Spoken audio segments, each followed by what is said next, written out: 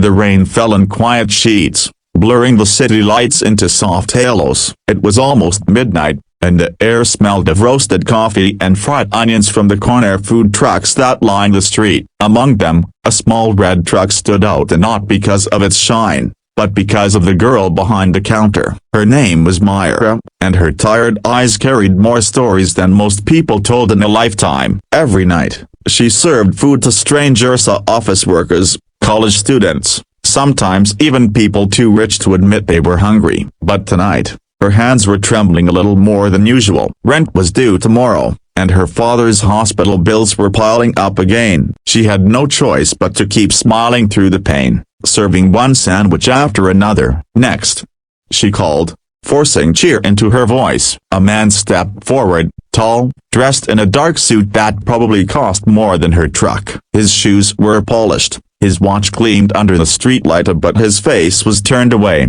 hidden beneath the hood. He seemed oddly quiet, almost hesitant, as if he didn't belong there. "What'll it be?" Myra asked, not looking up for long. Rich customers usually didn't tip, and they never remembered her face anyway. He said softly, "The usual." Myra frowned. "Sorry, sir, I don't think I've seen you before." The man chuckled under his breath, and something about the sound tugged at her memory, warm, familiar, like a forgotten song. But she shook it off. She couldn't afford distractions. She made his order, handed it over with a polite smile, and moved on to the next customer. But before the man took his food, he leaned slightly closer, his voice barely above the rain. "Still remember me?"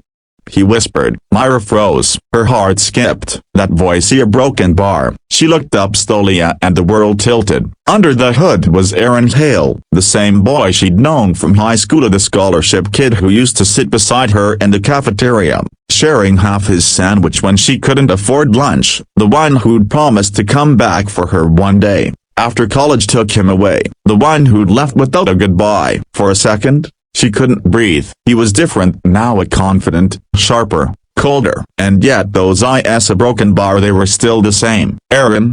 she whispered. He smiled faintly. "It's been a while, Myra." Her chest tightened with emotions she couldn't name: anger, longing, disbelief. "Why are you here?" "To see you," he said simply. But before she could respond, another customer called her name, breaking the moment. The rush continued. Orders piled up. And when she finally looked back, Aaron was gone. That night, Myra sat in her truck long after closing. The rain had stopped, but her thoughts wouldn't. Why had he come? He was a millionaire now. She'd seen his face once in a news article, CEO of Hale Tech Industries, one of the fastest growing firms in the city. He had everything. She had a broken bar, a rusty old truck, and unpaid bills. Still, the next night, he came again, and the next, always ordering the usual, always staying just long enough to talk. He never flaunted his wealth. He asked about her father, her business, her dreams. Slowly, the wall she'd built began to crack. One night,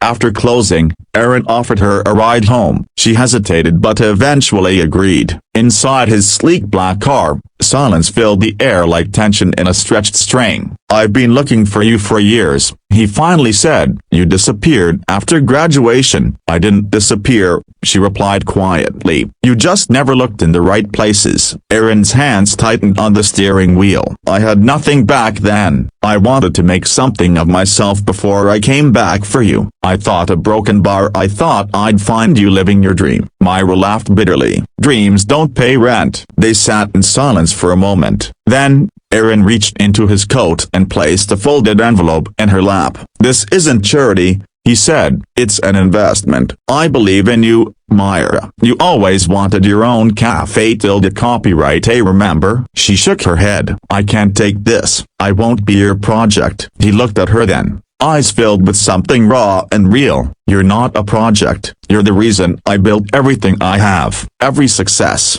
every sleepless night up. It was to keep a promise." Her breath caught. "What promise?" "That I'd come back for you." Tears blurred her vision. "It's too late, Aaron." He smiled sadly. "Then let me start over." The following weeks were a blur. Against her doubts, she accepted his help, and not out of pity, but because he truly believed in her. Together, they renovated her food truck, turning it into a small cafe tilde copyright near the river. It became an instant hit, not because of its fancy menu, but because of the warmth behind every plate. People came not just for food, but for hope. And one evening, as the sun dipped behind the skyline, Aaron showed up again, this time not in a suit, but in an apron, helping her serve customers.